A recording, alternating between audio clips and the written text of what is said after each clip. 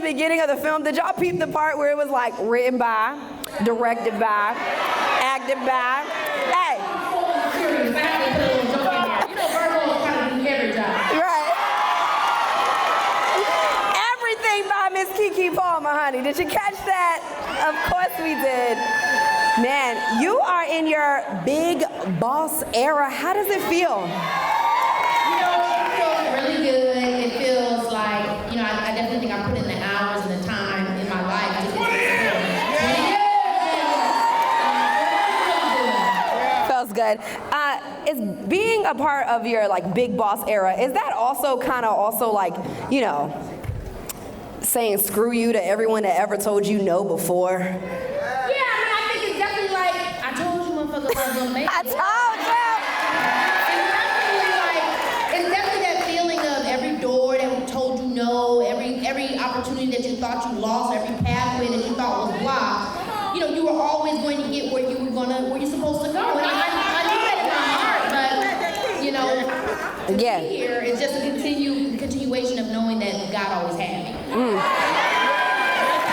Listen, it's gonna be a lot of gems dropped tonight. So did you get that key? We're gonna call it keys. Every time there's a key, just give me a few snaps when she drops the key. So how does it feel to be in that director's chair now versus being the talent, honey? It feels good because honestly, it has its own, like somebody said out there, it's a lot. It is a lot because when you're a director, as an actor, you're just worrying about your part, your role, your POV. As a director, you got to worry about everybody's POV, making sure everybody's on the same page. How's the set design? How's the production going? Is everything moving smoothly? Did you get all your shots? It's definitely a lot more to think about. But it also is fun being behind the scenes. You know what I mean? Like, I really love not having the pressure all the time of being in front of the camera. Obviously, I love it, I enjoy it, I've been doing it for a long time, but for me, whether it's directing or it's producing or it's writing, it really does feel good to be able to still storytell and be a part of the entertainment craft, but not have to always be the one out in the front. I'm imagining, like, if you're behind the camera sometimes and you still, you don't feel like unwrapping your hair, can I be right there in that seat and my hair is still wrapped?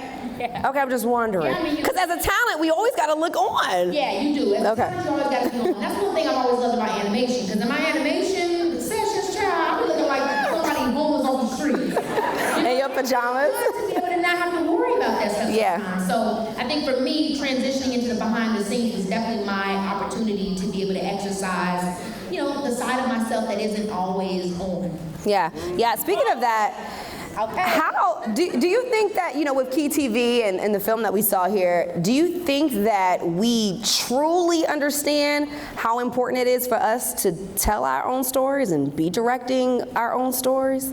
I think we do know. I think we all know that, right? But it's always the how we get there. It's expensive. It's expensive. If we all could be the ones to tell our own stories, we'd all be cooking it up. Right. But, it takes a lot. First of all, you got to know the story you want to tell, so you got to go through some stuff. You have to have life experiences. You have to be able to come out on the other side. That takes time. And then you have to be able to get the capital. You have to be able to make enough money to finance your own stories, because when you want to do things your way, usually, there's not a lot of things you're willing to compromise. There's some things, but there's not a lot. And when you're asking for other people's money, they're going to have a lot to say about what it is you put out. And sometimes that's okay. There's give and take, right? But when it comes to this project, when it comes to Big Boss, I wanted to be the big boss. And so I wanted to be able to tell you, I want to do it my way, and that costs, It costs to be the boss. Okay. That's what they say, honey. She got it. They said she good with it. So speaking of that, why was it so important for you at this juncture of your career to create Key TV, to offer opportunities for other millennials and Gen Z, for everybody in here, period? I think it's because, for me, I really got my freedom from digital content creating, because I was able to start creating relationships with brands. I came from, y'all know, the traditional school of acting. I did everything the way that it always has been done. I got an agent or a manager, I went on auditions, and that's how I got myself through the door. But when I became a teenager, things changed. We got a little thing called Instagram, you know what I mean? iPhone started helping us chop us through our own video and edit and make our own stuff. And so I started producing my own content And through that, I became what you would consider an influencer. And through that, I was able to start making direct relationships with brands that actually invested in my ideas and gave me extra capital that I could invest back in my career. And as we know, our people of color are constantly the ones setting trends and setting the tone online, constantly. But we don't always get those brand opportunities and relationships. That's a fact. And so I know I was different in that scenario because I came from the traditional way. So when a brand said, okay, we looking for somebody like, okay, Keke, she's the one. We can trust her. You know, but that's not how it should be. Right. It shouldn't be just one of us or a few of us getting opportunities like that on that scale. And so for me, PTV was an opportunity to kind of transcend my brand and expand my platform and allow other people to have that same access, specifically young people of color. They could get some of that same attention on that main stage that I feel like they should be getting. Oh my goodness. Y'all give it up for Keke right now. Just dropping these keys and creating opportunities for people that she don't even know. And that's the thing about it. That's when you're really touching the community. Now, we were able to see, you know, in this film, your response to overcoming different challenges that we deal with in this industry. And I feel like you were very transparent about that. But I want you to tell us about a moment during your career journey, because Got thirsty. take a sip, and whatever you sipping on, it's a good time to take a sip as well. But, you know, tell us about a moment in your career or your journey. You know, you've been doing it for 20 years. Where you really had no choice in that moment but to lean on God. So a moment in my career where I had no... You didn't have no choice. And I know a lot of times we like to lean... Everything. There's so many scenarios of where that happened. You know, I think a specific one maybe would have been when I was doing, I decided to do Just Keke. It was a talk show that I was producing and creating for me. We watched it. We was watching it. We was watching it. That was when I first started doing my hosting. You know, now it's like, okay, Keke be hosting. But back then it was like, Keke, what you doing hosting? Right. And so that was the beginning of me kind of going on that new creative venture. And I remember at the same time I was offered a starring role in the, you know, kind of rebirth of the game. The one that, I remember. you know, came out the second time. Not the one that was on CW, but when it came to BET, they had offered me the role as a lead girl. And I was really excited because obviously the game is iconic. You know, we love that. Yeah, we did. When it first came out. And it was guaranteed money. Like, I didn't know if this talk show was going to go. And as an actor, you're kind of always, as an entertainer in general, I know it seems very like, yes, fame and rich and money. But honey, a lot of times your ass is broke. Because, you know, we're looking for the next gig. It's really kind of one of those jobs where you're like, are you going to hire me today?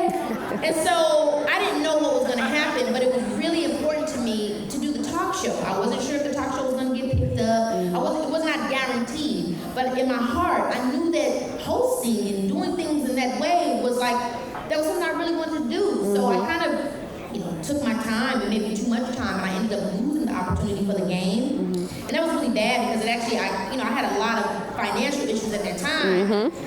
But then later on, I ended up doing Just Keke, and it was a pretty good success. But because of that stepping stone, even though it wasn't immediate, like, yeah, you did the right thing, I mean, what I've seen years later because of me taking that step and actually embracing, hey, this is something I want to do.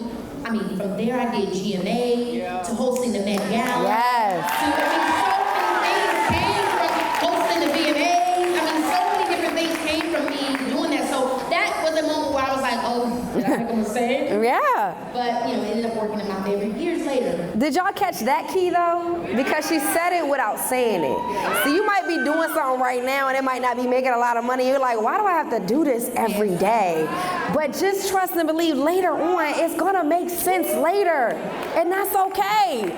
Because they just had to see you doing that. They're like, oh, she can do GMA. We just seen her. She can do that. They just have to see you. Yeah, that's awesome. I'm so glad that you brought up finances too in this whole thing. Finances. I'm so glad you brought that up. Because you said something in one of your lyrics that really stood out to me. And it said, I won't let down my standards just to be involved.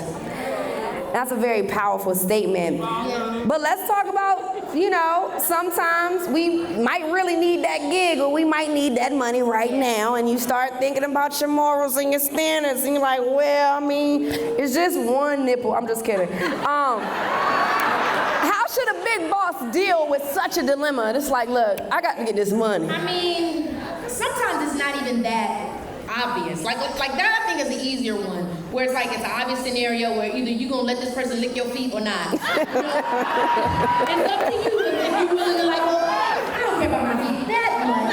You know, it's up to you. At the end of the day, it's up to you on how you. I mean, no one can tell you. I don't think it's anybody's place to judge somebody on how they make money. They got that one girl online talking about popcorn. Ice cream, yeah, ice cream. I'm like, yeah, it's working for her. I wish I would have had thought of that. I love that one video. Gang gang. So again, I can't tell somebody, you know what you're willing to do, how far you're willing to go, and that is your prerogative, and you ain't got to tell nobody your business. No. That's number one. Now number two is what I was talking about is standards and overall. A lot of times it happens without you knowing. And I think that's what we got to be conscious of. Not the things that are obvious and we got a clear choice to make. But when we find ourselves wanting something so bad that slowly we're like, oh, this is something I didn't expect I would do. Or, damn, I always thought I was going to be this person. Or wait a minute, before you know it, you don't even know who you are anymore. And so I think that's really the thing that we got to be mindful of. It's like when you're making a conscious decision, it's fine. But when you're making a decision that is like based off of like your desperation or your desire, and you kind of lose yourself in the sauce of it, that's when it's dangerous. Because you don't even know what you've been wrong before you realize that you're too far gone. That's a good one right there. Another key. So it can get scary. I think that's why this next question was so important, because I know a lot of times being a big boss, you got to wear maybe one big hat or a lot of different hats, right? And I know sometimes we can often be, you know, scrolling, looking at people's highlights reels, but when someone might ask you, what do you like to do? You didn't even say anything that has nothing to do with work. So how important is it for a big boss to tap into who they are outside of their work and their profession? First of all, I just want to say this really quickly because I really got caught in your trance. You look gorgeous. Oh, thank you. Oh my God. Keke, don't do that. Keke, don't do that. Like, mama looking good in that orange and red green. I just had to give you this moment because, girl, I was getting lost in your trance. Oh my goodness, Keke. Thank you so much. I just wanted to make sure when I came and told them I was hosting, they say, girl, no, you're not. Get to the back of the line. And then make it really believable. Your question, I'll be honest. It's hard. And this has been something that's been a problem in my life since really young because I started doing this so young. I'm a bit of a workaholic. And I think even if you're not an entertainer and you haven't been working since you were a kid, we're living in America and this is a slavery country. It's like they want everybody to work to their damn bones. I'm telling you, capitalism is real. It's crazy. It is crazy. It's like we are all under fire constantly. And it's like the idea of taking a break is like, girl, you gotta get to make the money. Right. And I know it's like I'm keep a bad palmer, and I think that's great. I think that's great, and that's obviously promoted through hustle culture. I'm from Chicago. We hustle hard. And come on, Midwest. And so it's great, but I also think it's unhealthy if we don't take enough time to just breathe and just be. You know what I mean? Like, I really had to remind myself that, and I think when I was pregnant, it really helped me because I had to sit down for some time. Because I had a whole baby growing. And when I sat down for that time, the opportunities kept coming. Everything that was for me, I still had. And I think that was important, guys, because sometimes our need to work is really prompted by fear and being in a state of survival. The truth is, my family uprooted their lives when I was 9 years old. They drove all the way from Illinois to California to help me pursue my dreams. My father took out his pension. My mom gave up every minute she had to help me become who I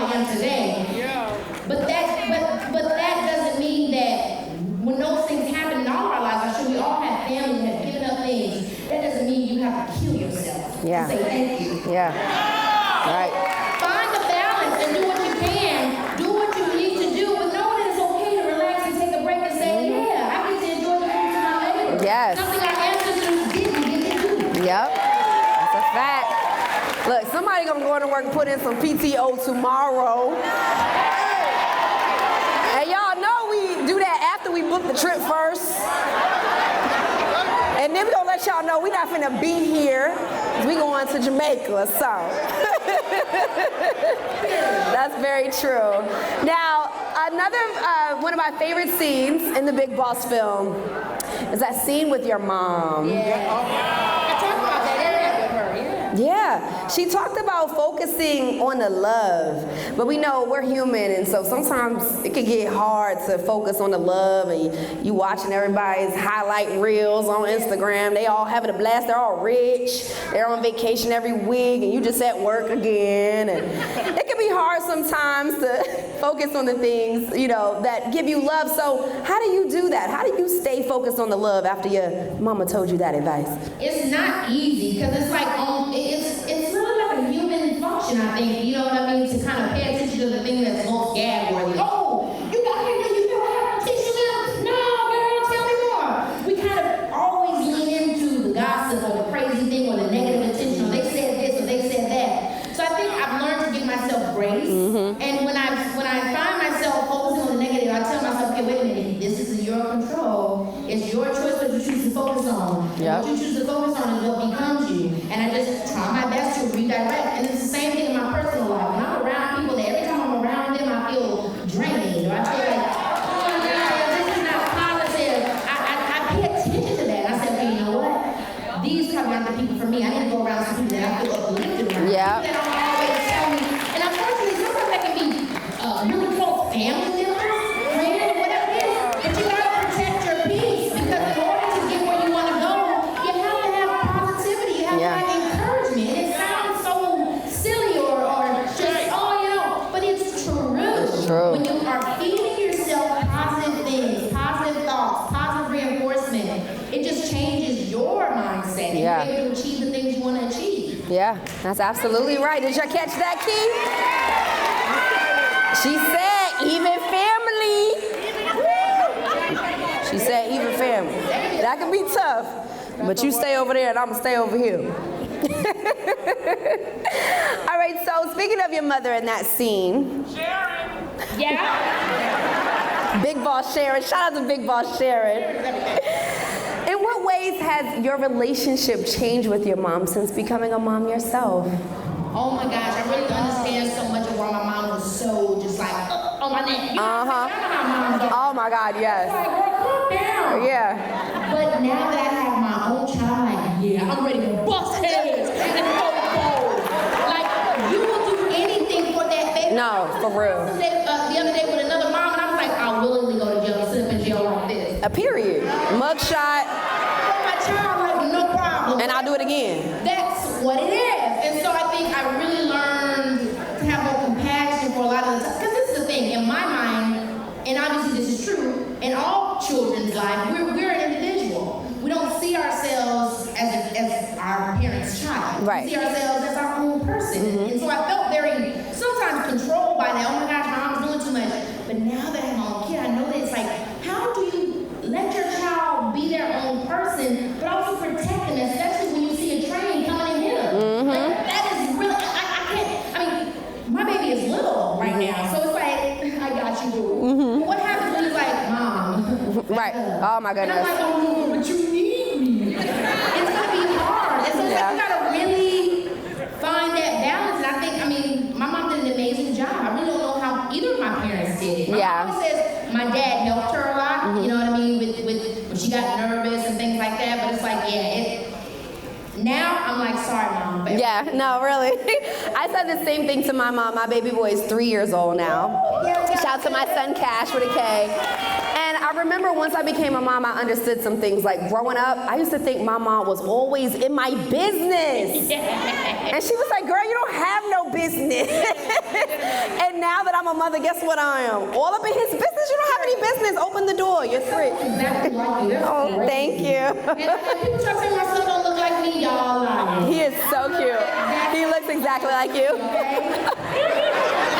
Oh my goodness. And they like, no, they disagree. Whatever. makes me so mad. Yes, I know, because it's like we carried him for that long, okay? Hello? It's mine. It's my kid. It looks like me. I'm the mom. I said so. But did you expect having a baby to give you such a confidence boost? Because it's just a glow that comes with it.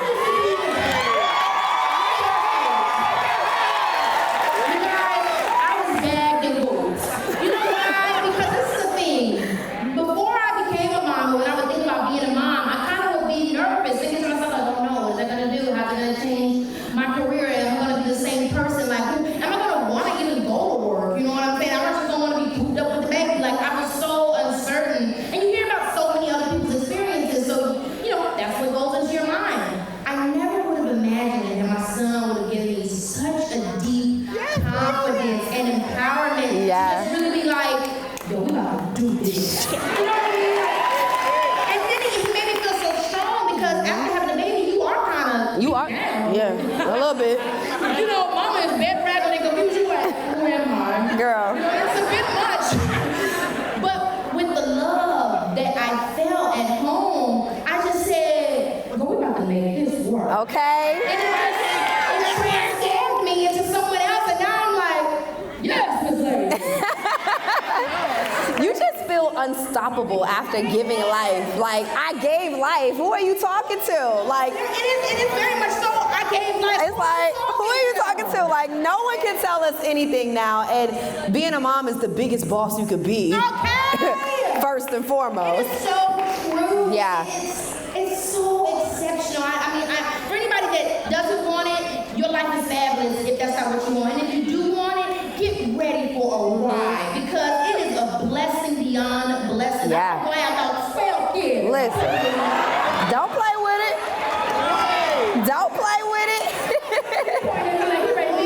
Right, he's like, I bet. He got the white coat on. Okay, Doc. He gonna deliver it. No. And you know, I think the feelings that you spoke of is very natural, because we hear so many things like, how can you have a baby? You have a career. How can you do this? Are you ever going to be able to do it again? I love to see women drop the babies and get back to business. Yeah, I think that's sad when they make it seem like that. I do get that every mom and what she wants her mom journey to be is different, right? So I feel like, when I'm a mom, I don't want to go to work. And that's fine. valid. And then you thinking that way would make sense. Yeah. But if you are a person that wants to be a mom and would also like to work, I think it's fair for us to start, changing the narrative and letting people know that you can do that. And everybody's way is different. I mean, I look at people like Beyonce. Obviously, we live with me. And be like, I'm going to take my whole whatever. She don't talk to us. It's like 5 months. 5 months? She would room me and stuff. Uh-huh. She's chilling, and then when she's ready to get back to work, she's back in our face again. When she does, she's like, I'm going and I'm living my personal life. Right. And I think she has it down. Right? Yeah, she does. That's like the goal. Is to be able to all y'all world stop. And then come back. Right. But I'm still figuring out my own personal balance, but I know that it's possible, and I really love that we have amazing people like Beyonce to look at and see. Are such a great standard for being an amazing boss of a mother and also being a superstar. Exactly. It can't happen. So Virgo, I just want to let you know that's a Virgo. It's a Virgo thing. Yeah. A lot of Virgo energy in the building.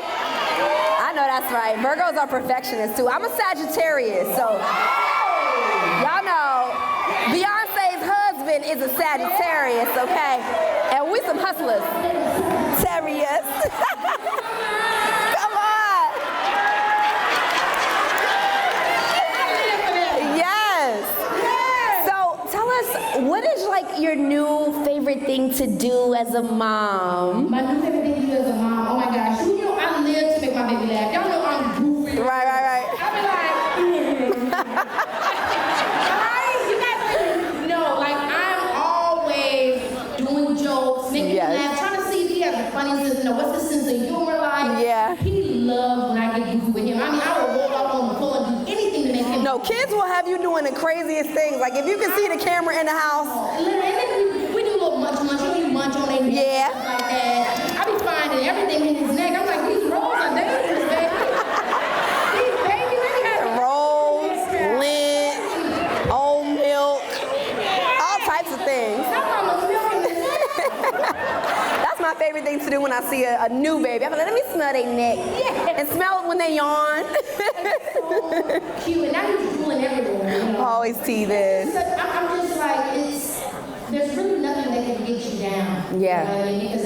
And then maybe that's also just a specific mind state that I'm in. And I just love that mind state. And I want to stay forever because I'm in such a place of gratitude. Yes, you are. I mean, it's just, wow. Man. What a blessing. I'm so glad that God chose me. Yes, amen. I'm 3 years in and that feeling hasn't left me yet. So you just learn, you just grow with them. At that new stage, you just start falling in love with them over and over again, whatever stage they get, from infant to toddler to when they get older. You're just like, wow, this kid. Man, it's been amazing having a Keke with you today.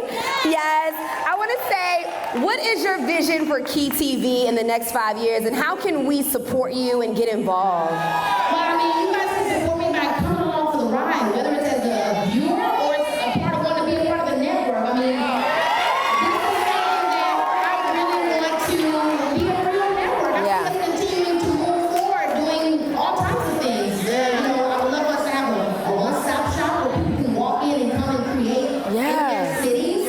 I see me being able to help and support new artists in every area. I think for me right now, we're obviously in California because that's where I'm at. But I would love to come to cities like DC. I would love to go to Chicago, do things in those cities and have people that are kind of like what I would say like the leaders for KTV in their city. Yeah. So we can continue to help and cultivate talent in other areas.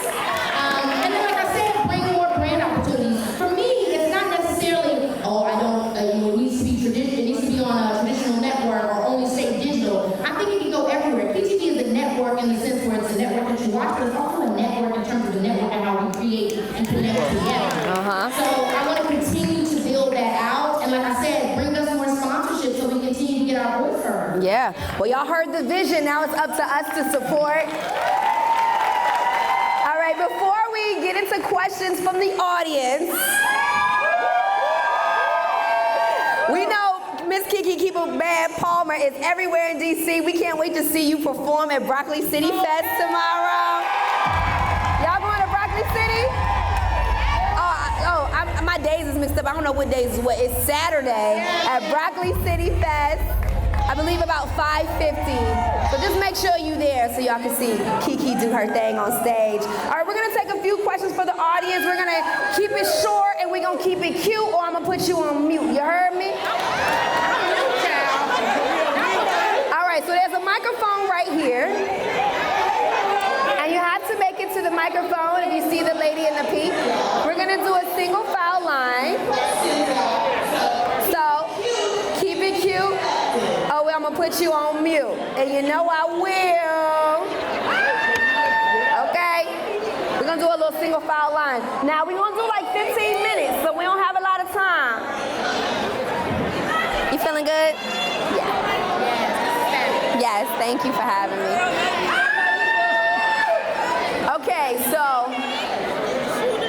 You know I love you. All right, here we go. We're going to take some questions for the audience. We got one question. And you can start off with your name and then your question for Keke.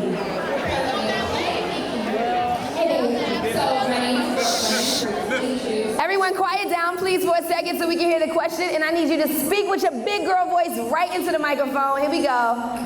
Okay. Hey, Keke. My name is Brooklyn. So my question is surrounding community. You just kind of spoke about building a network or wanting TTV to come alive with the network. So my question is surrounding, I believe that we weren't meant to do life alone. So as a creative, as we're building our own projects and opportunities, what are some tips or advice that you can give us in building our own community so that we can bring our own projects to life? I mean, building your own community is simply just building relationships relationships with like-minded people. So I think don't be afraid to say to your fellow brother or sister that has the same interests as you, like for instance, if you like to act or if you like to write and they like to direct, say, hey, how can we do something together? You know, I need to get some work, I need to try to create my reel. Let's do something together. Do you know somebody? And then continue to add names to those lists. It's literally like, it just comes over time. But I think not being afraid to collaborate and then making those connections and then saying, hey, let's not be afraid to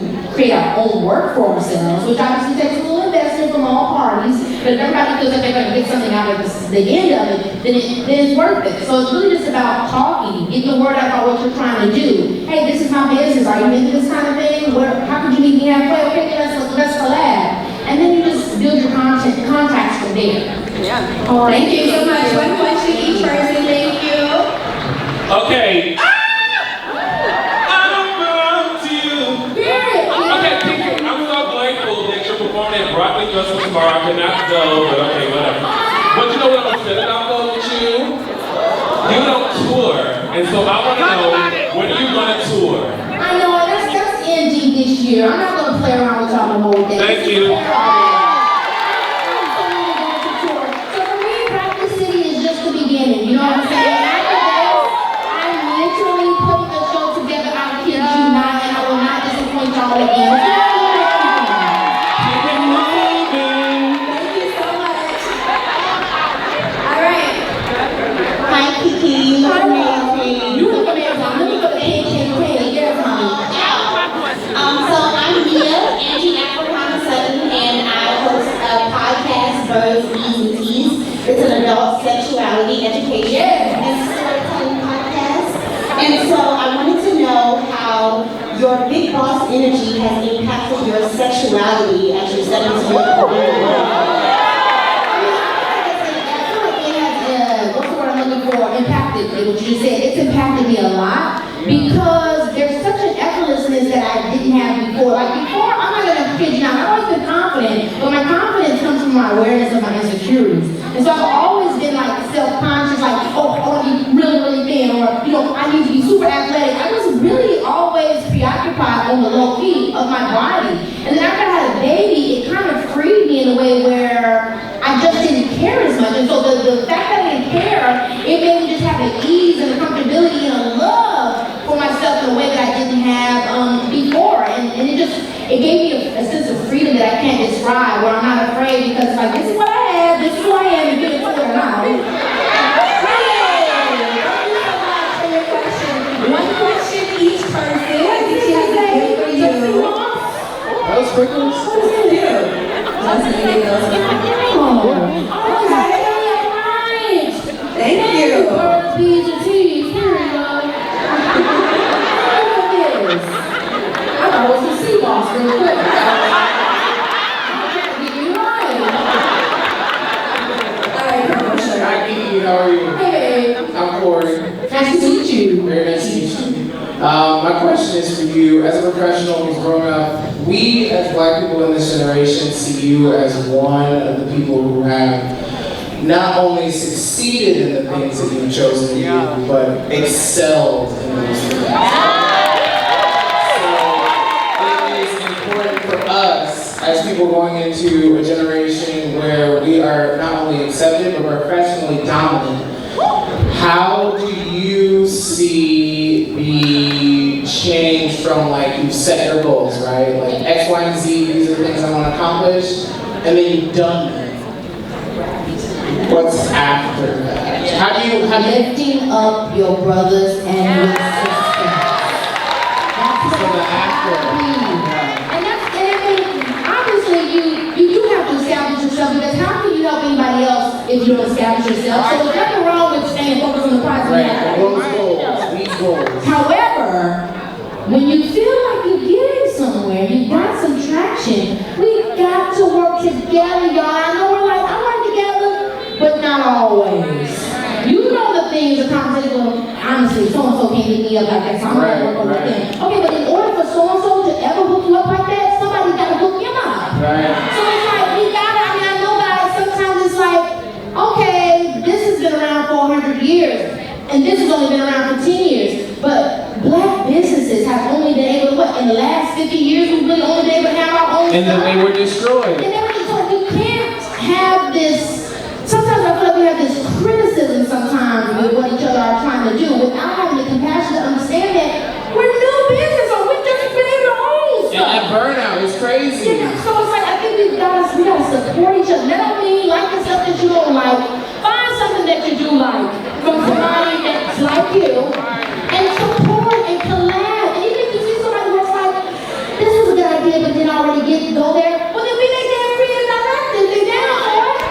We gotta work together though. That's the only way that we continue to build generational wealth within our community. It's just a fact, you know. Thank you for being you, and always never forget that we got your back and nobody else does. Is this your boo? Beside you? No, yes. This is my husband. Period. No, man. This is really nice. This is really nice. So weird. Yes. We're like matching. We love it. Okay. Hey, my name is Benny. Hey, girl. My question is about my 11-year-old. So she is just like she's an entertainer, thing, like jack of all trades, want to make people laugh all the time. And I just want to know, I come from the mama bear protective spirit, so I just want to know how to get her in the industry, but also in a way that is still very protective because she's so young. Yes. I mean, it's simple in terms of like the protective aspect. I mean, you're a mom. I think you know when something's getting spooky and something's getting crazy. Oh, for sure. You know what I mean? So I think that no one has to tell you about that instinct. But in terms of how to get her into the business, there are a million different ways now, way different from when I was a kid. You know, there is going on Instagram and building her a platform and then seeking out an agency from there. There is going to taking a little visit to California for a few, for a week or so and seeing what type of work is out there in terms of agencies that she can meet and things like that. There's getting a manager and going the manager route and the manager helping you to kind of assemble a team or something like that. But it all takes time. There's no immediate, when I first moved to California, there were friends of mine that never booked. And then I always booked. And then there was a time period where I never booked.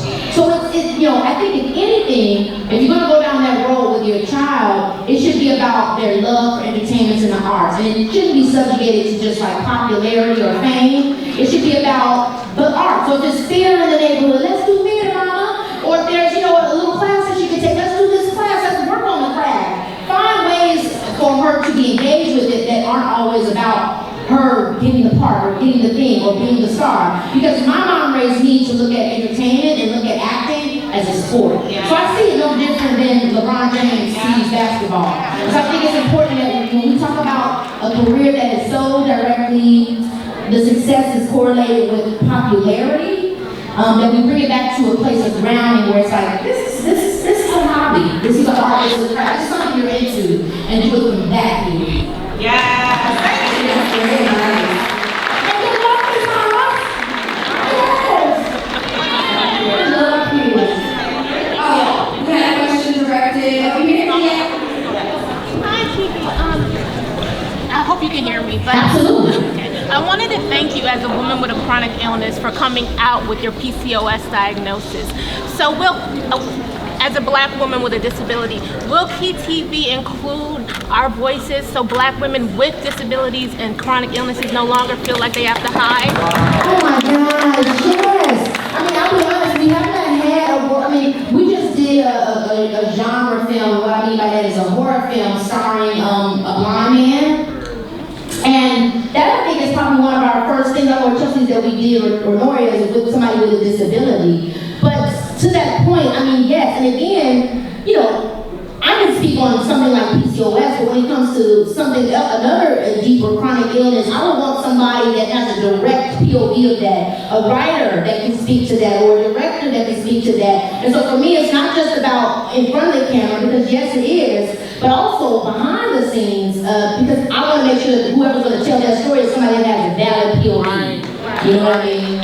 But absolutely, I think all voices are meant to be heard and to be seen, and to have diversity, you know what I mean? So not always being the sick person or the victimized person, but the funny person, the cool person, whatever it is, you know. Great question.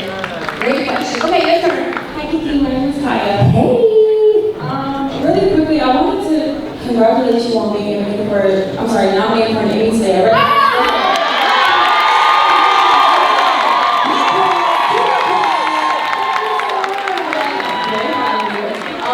I really love Big Boss. I'm in school for film right now, so I love your whole aesthetic. But I want to know what your favorite part, like creating it, was. Whether it was writing, directing, maybe your music. My favorite part was writing it. It really was, because I did not know what I wanted to write. I was kind of encouraged by my manager to just, think about doing this project in a way that I hadn't done before. Because a lot of times I would kind of try to separate my acting from my music, and so I kind of went into this project with a totally different frame of mind and bringing it together and really getting something that felt very theater. And so when I sat down and started writing, all of this came to me that I didn't even know that I wanted to say, or that I had held in, or that I felt a particular way about. Because I think I was always in such survival mode. And with a lot of these things that I uncovered in the film. And so writing it and getting it out on paper, and actually seeing that I knew how to write scripts. I mean, I didn't go to school for it, but I guess over the 20 years I've just seen so many, you know what I mean? So when I sat down and actually wrote it, and I was like, man, this is a real script. I was really happy because I think it's nerve-wracking when you're somebody that's done it as long as I've done it. You don't know. Do I have other skills? Am I just in entertainment forever? Can I do other things? So to know that I was observing and I was watching on these sets and I do have other avenues, that was really freeing. Thank you for tomorrow performance. Okay, we're going to do 2 more questions. It's an outfit for me, yes. Come on with a fashion show, period. Come on. Get out of this Jeep. My look was inspired by your SNL look.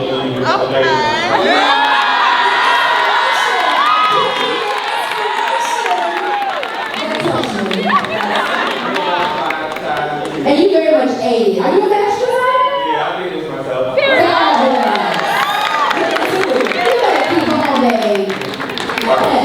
So, everybody, my name is Jalen. My question is, what's the last thing you do before stepping out on stage or coming into a room and like a meeting? What's the last thing that you tell yourself to do? Good question. That's a really good question. Okay, so the last thing I tell myself when I leave a room is probably, it was good, you did. I go back to the moment. And then the last thing I tell myself before I enter the room is probably, hey, mom. I know that seems so lightweight, but in my mind, here we go, is get these motherfuckers on the room.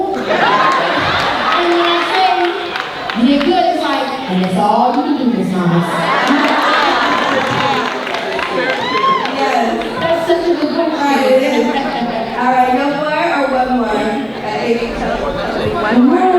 Say one more. It's one. Hey, cousin. My name is Zay. I just have to tell you that my mom, she did the record track in the background vocals for your song Animal. Oh my gosh! Yes, but my question is, you watched her grow up, like, and you maintain longevity in such a successful career, but you've been literally famous since elementary school. So how do you remain grounded in, all of us not going to be rich and famous like you, but we might get a little coin. We don't want to act funny now. Okay, when I say grounded, it's like, because I know that anything that comes can be taken away, child. So I don't ever get too much, you know what I mean? And then that doesn't mean that I'm always scared of it, that doesn't mean that I enjoy and I live in my moments, but also, I think it's important to be humble because at the end of the day, all you're going to have when we leave this earth is the love that you gave and the love you got back. You're not going to bring your things with you. And because I've had, access to things, I know that they're not really what brings you happiness. They are happy for a moment, but really they're quite facades, to actually what true happiness and true joy is. And so I really stay grounded by trying to always remind myself to remember that. And, loving those that love me and making sure that I have that time, like I said, not being such a workaholic that I can't appreciate it's a hard balance, but I always tell myself,